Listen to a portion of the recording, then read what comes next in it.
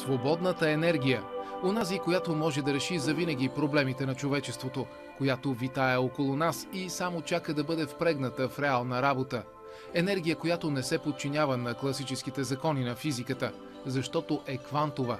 Тя идва от слабо познати за науката квантови обекти, сред които е и кълбовидната мълния.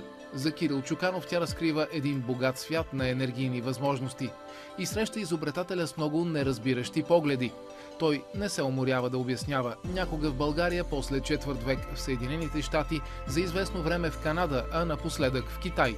Обяснява за труда на своя живот, квантовия генератор, който изкуствено създава кълбовидна мълния и черпи енергия от нея при главозамайващи параметри. Повърхността на ядрото на кълбовидната мълния има постоянна квантова температура.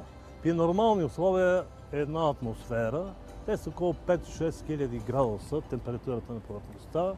При по-голямо налягане, както сега аз получавам кълбовидна мълния в Китай, в моите генератори при 8 атмосфери, тази температура скача до 100 000 градуса.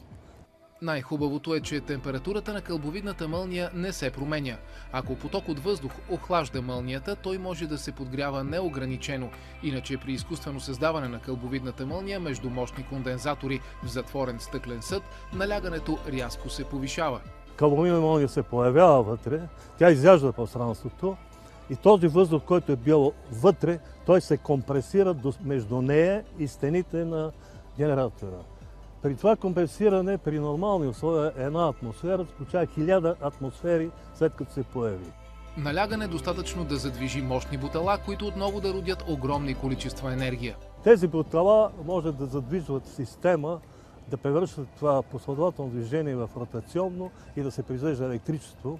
Не е трудно да се досетим какво мечтано бъдеще може да последва. Няма вече строят големи, мощни електроцентрали. Всеки си има вкъщи електроцентрала. Докъде е стигнал проекта на Кирил Чуканов ли? Множество прототипи вече са създадени. Въпросът е друг. Готов ли е светът да ги приеме и да осигури условия и средства за въвеждането им в масова употреба?